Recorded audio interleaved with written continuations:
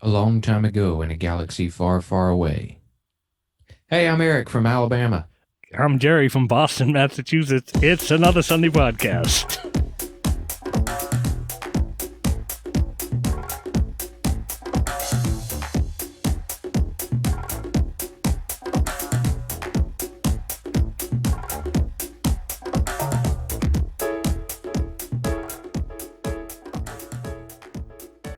Hello, Jerry. Hello, Eric. How are you, my friend?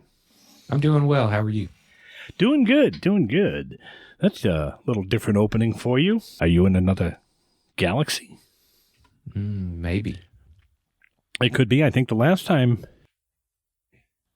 week, you were in the Witness Protection Program. Right, yeah. You've moved again, I see. Yep, got a lot going on. Well, we'll just have to save that for later. So, what's happening with you? What's been going on? How you been? Been doing good, kind of taking it easy over the Christmas break. It's funny because, like, the workload went all of December. It was just boom, boom, boom, moving quick. And then the week of, Christmas Eve got here and it just stopped. It stands still. So now it's like, well, there's nothing going on. Did you see the planetary conjunction on the 21st? That was awesome. We did have a very clear night here in Boston, and it was very short-lived here because it was so close to the horizon that if you blinked, essentially you missed it. But I did catch it. Unfortunately, I don't have a telescope or a camera with a lens that could get a decent picture of it. But yeah, that was incredible. I think they said 800 years since the last time it did that. Yeah, 400 years. I think it happened in the 1600s, and it was really hard to see because of the cloud cover and the weather and all that stuff. But I think they said that the last time it was that clear, or maybe that close, or something like that, was in the 1200s. That was incredible, and you had you had a decent holiday. I know, like a month after Christmas here, but you had a decent holiday, some time off from school, and now getting back into the swing, so to speak. Yep, yeah. So it's been pretty good. So had a pretty good Christmas. So, but how was your holiday? It was good. It was fairly quiet. We had just the folks here that live here for Christmas dinner on Christmas Day.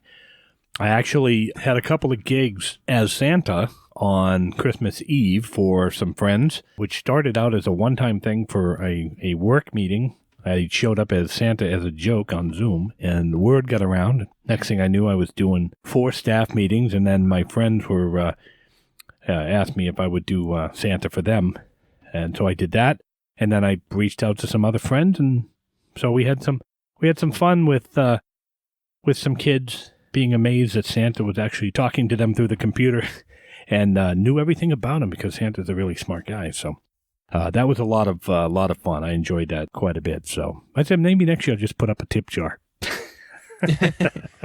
Well, a lot of people think that Santa doesn't keep up with the technology, but he does. He knows what's going on in the world. So you're absolutely right. And I was really impressed by one of the children asked Santa if he was being safe and if he wore a mask. And Santa's reply was, yes, he was, and he was keeping the reindeer socially distanced. And so, Santa 2020, I guess. But it was a lot of fun. I look forward to doing it again next year. But I hope also that we'll be able to, see everybody and do the old traditional Christmases. And it looks like, from what we're seeing in the news, things are starting to look up with vaccines and things like that. I think another month or so I should be able to be eligible for mine. So I'm kind of looking forward to that. But it was good. I mean, the weather was the weather was good. Actually, Christmas here was about 60 degrees. I actually read that Boston had the warmest temperature in the country on Christmas Day.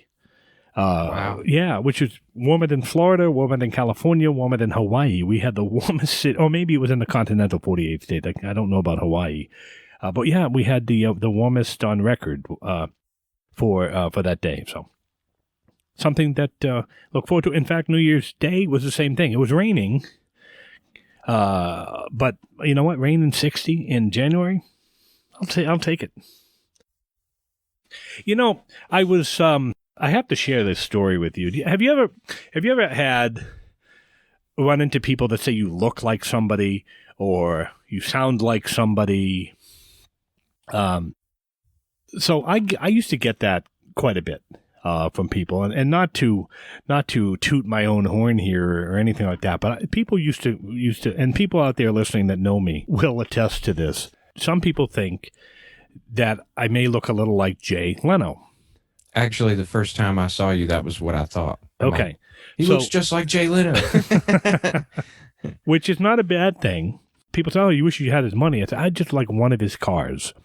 I happened to, in my travels, was able to go to see Jay Leno and the Tonight Show tape in Los Angeles. There was a warm-up. There's always a warm-up act that comes out before the show tapes, and one of the people that was in the party I was with told the woman, hey, this guy pointing to me looks like Jay Leno, blah, blah, blah. Then Jay comes out and he talks to the audience before they get into the taping and all that stuff. And he actually sat down next to me. And I said, hey, I'm from Boston. And he was from Andover, Mass. And he's like, yeah, I don't think he looks like me. And he just got up and he kind of walked backstage. But unfortunately, you couldn't bring cameras or anything in there, so it's like I can get no selfies with that. So you're just going to have to take my word for that. So the purpose of the story was, just before the pandemic, I'm on a bus. And I don't usually take a bus to work, but this particular time I was traveling on public transportation. And so I was taking this bus, and there's some interesting people that ride the bus. And I'm sitting on the bus, and I'm looking down, and there's this gentleman, and he's just kind of sitting sort of with his back to the windows, like those bench seats. And I'm sitting in like a normal front-facing seat, and he's looking. I can see he's looking at me, and he's kind of just staring. He's not saying anything. Finally, he started to say something, and I didn't hear him, and I basically ignored him. And the guy that was in front of me said, hey, this guy is trying to get your attention. So I look over and I said, hey, what's up? And he says, you know who you look like? And I said, I know, Jay Leno. And he goes, no, you don't look like Jay Leno. You look like Chris Christie.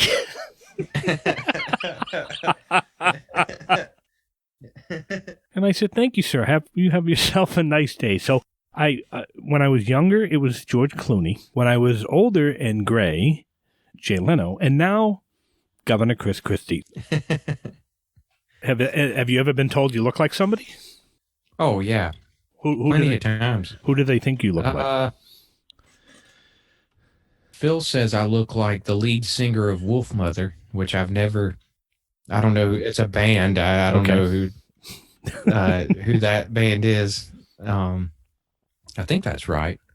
But all the people they tell me I look like, I really don't know who they're talking about. So we are getting such an amazing response. I am literally blown away at the response of to this podcast. We've had some great guests on the last 4 weeks. We do have some more guests that'll be joining us in future episodes, but the response has been, again, I'm blown away. I'm really humbled, I guess, by the number of people who are listening, and folks are actually making comments and sending text messages or email comments. I thought we'd take a minute to thank the people and list some of the cities, because we are worldwide, my friend. Why don't I let you start? You have some cities over there, people who have listened to us. Yeah, we would like to thank our listeners in Lake Stevens in Washington State, our listeners in Medford and Reading, Massachusetts, our listeners in Anchorage, Chicago, White Oak, Maryland, West Hartford, Connecticut, and West Melbourne, Florida. Also, thanks to everyone listening out there in Manhattan, New York, in Beverly Cove, Massachusetts, Woburn, Massachusetts. We are worldwide because we have a listener in Kilkenny, Leinster, and I hope I'm saying that right, Kilkenny, Leinster, Ireland. So thank you to all of the listeners out there, and for your comments and your suggestions. It's been it's a lot of fun to do this. We have a blast bringing the show to you, and we just want to let folks know also that if you have an interesting story or know somebody that has an interesting story and think would be a great fit for our show, and again, it can be on any topic. Please drop us a comment in the comment section of wherever you happen to be listening to us, or you can send an email to itsanothersunday.podcast@gmail.com. It's another Sunday podcast at gmail.com, and we'll reach out to you and perhaps have you on a show. Going over some of the different topics that we kind of talked about in our past conversation. You were talking about hunting the other day and going hunting, and I was kind of curious on, I guess it's deer hunting down there, right? Yeah, deer hunting's big down here in Alabama. So you obviously hunt. Are you also a consumer of venison? Do you actually eat? Oh yes, oh yeah. That for me, that's the whole reason for going hunting. Like, if I wouldn't eat venison, I don't think I would hunt. But it's a nice way to make meat for the upcoming year. I know a lot of people down here that augment their grocery bill by hunting. So I worked with a guy who did a lot of bow hunting up here, and he used to bring in venison. I think he used to smoke it, or he used to put it on like one of those dryers, I think. Made beef jerky out of it? Yeah, I think something like that, yeah. Exactly. What does venison taste like? Oh, well, chicken? I don't know. I'm not good at describing things like that. It's different. I don't know. I don't know how to describe it. You just got to try it. It's an acquired taste. I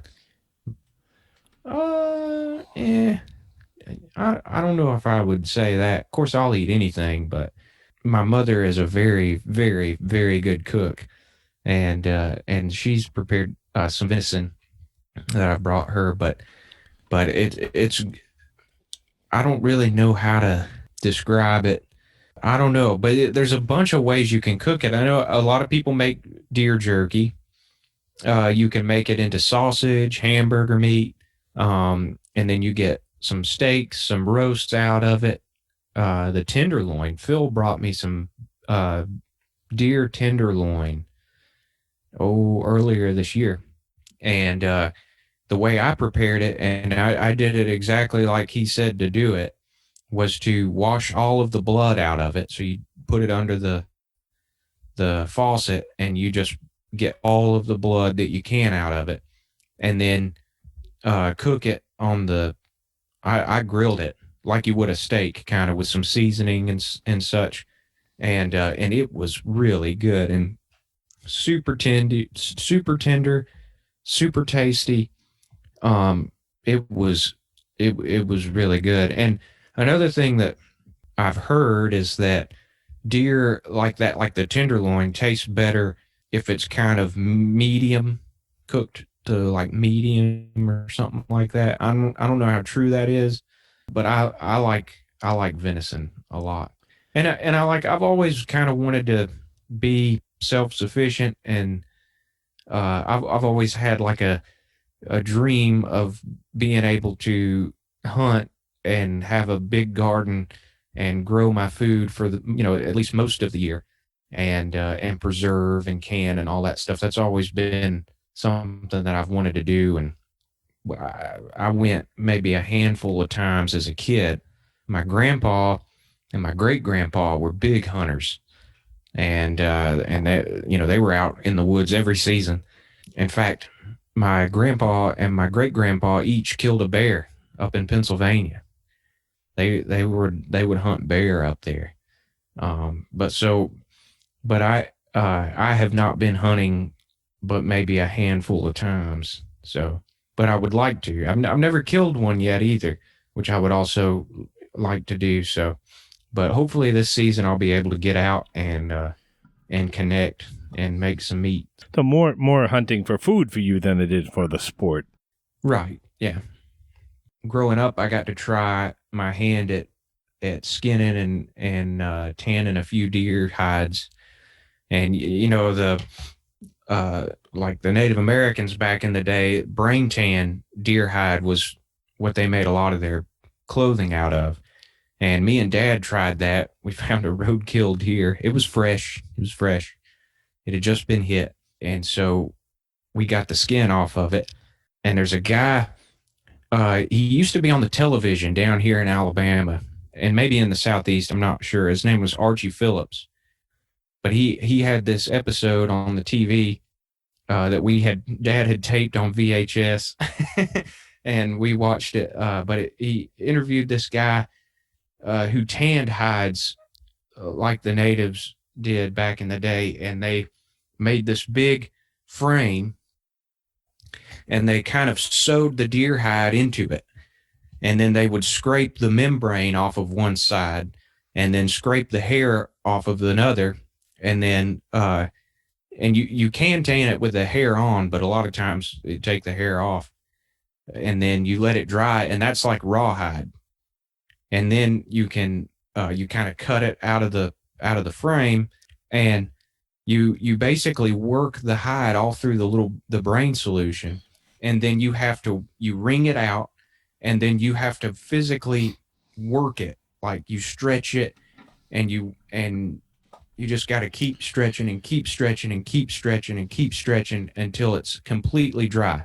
And my dad did this years ago, and he thought he had it dry, but it wasn't completely dry. I guess there was some moisture still left in the skin in some areas, and it was all tough. It was like half brain tanned deer hide and half real, brain tanned hide. But the stuff that was dry, that really ended up being the tanned hide, it's like pajamas.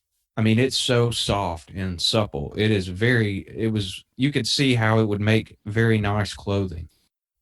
Great story. You did say something though. I want to shift gears here, and we'll get into more of this when we have a special guest, hopefully in the future, your dad, to talk about it. But you mentioned reenactments. You do reenactments of Civil War? Of the Revolutionary War, which is a weird. I know it's kind of weird, especially being from Alabama. But so there's a place in Montevallo called the American Village, and they opened up in 2000, 2001, I think. And the executive director there is Tom Walker, and it's his brainchild, and it's almost like a little miniature Williamsburg. It's a very cool place. And the buildings, there's like I don't know what scale it is, but it's not the size of Mount Vernon, but it's kind of a scaled down thing of Mount Vernon. And from some of the buildings, they're copies of some of the buildings at Williamsburg that are kind of scaled down. There's a great big field out there, and it's an education center for school groups come through there a lot, and they kind of do reenactments much like Williamsburg. They and teach kids about the founding of the country. They have big events. Memorial Day, they do a big event. They did not this year because of the COVID. Or maybe they did. I can't remember if they did Memorial Day or not. I can't remember. But they also do a big thing at on the 4th of July, and that we always go out for that, and we portray the kind of the military side of it, the Continental Army, and we go out, and it's a great day, and it's a long day, a hot day, but at the end they have this great fireworks show, but it's a really good place, and they do a really good work in the community. The American Village does, but it's weird. I don't know how many times we get asked, oh, are y'all from Alabama? Well, Alabama wasn't a colony; it was just a territory in the Revolutionary War. But the thing is that in Alabama, the Civil War gets a lot of attention. And, the big things we had down here was the Civil War and the Civil Rights Movement. And those are definitely important parts of history, but it often, the history of the American Revolution sometimes does not get as much attention in our area. And so it's a good a good way to kind of bring that history to some of the people down here um, that may or may not know very much about that that time in history. You actually partake in this? I mean, the costumes and that, or you're not just a spectator, you're actually one of the actors, I guess? Right. Well, yeah, reenactors, yeah, and yeah. So we do the we dress up in the Continental Army uniform. In fact, we've kind of chosen a so my family's from Pennsylvania, and we kind of chose to do a Pennsylvania regiment since they were involved in the American Revolution, and we chose one of the ones, the First Pennsylvania Regiment, which saw service from pretty much the beginning of the war to the very end. And that way, that gave us an opportunity. If we got invited to an event that was later war or early war, we could kind of do all kind of, it gave us a lot of flexibility. And so we studied, the uniforms that they were issued, the kind of things that they, that they dealt with, the different battles that they were in. And so by focusing on just one unit and looking at that kind of microcosm of what happened in the American Revolution, it really allows you to bring it to life in a way that maybe, you can see the day-to-day part of it, and things that they dealt with certainly were true across the entire army. So by getting into the detail, you can actually give a much broader perspective on things. So and my dad is the one who got me into reenactment. He did reenactments even when I was a kid, and then when I got old enough, I would go out there with him, and I enjoyed it. That's where I get my love of history from. And there's a guy, Muzzleloader Magazine, and he does the Long Hunter impression. His articles are like great. He's kind of a rock star when it comes to the reenactment world, but so we would read a lot of his stuff, and a lot of primary source documents from the Revolution, from the First Pennsylvania Regiment, and then kind of build our interpretation and our uniforms and everything off of that. So yeah, that's pretty interesting. I know a gentleman up here who participates in Civil War reenactments.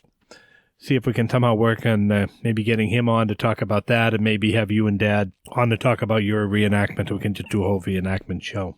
That would be, I think, that'd be kind of interesting that people do that.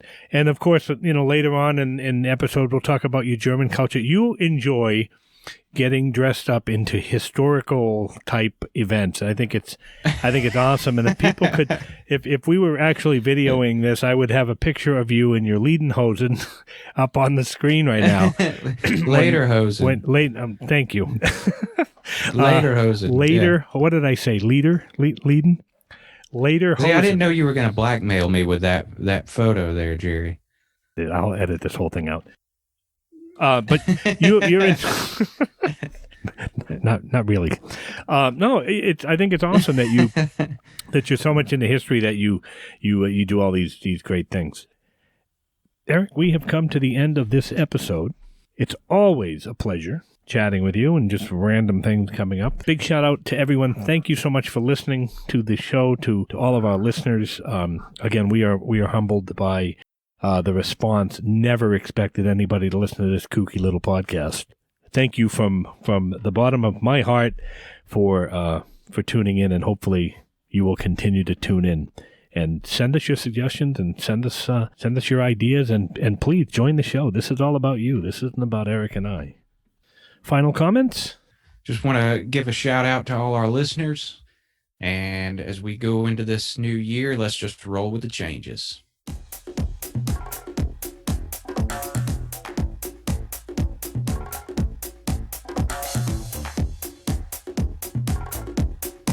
It's Another Sunday Podcast is produced and directed by Erich and Gerry.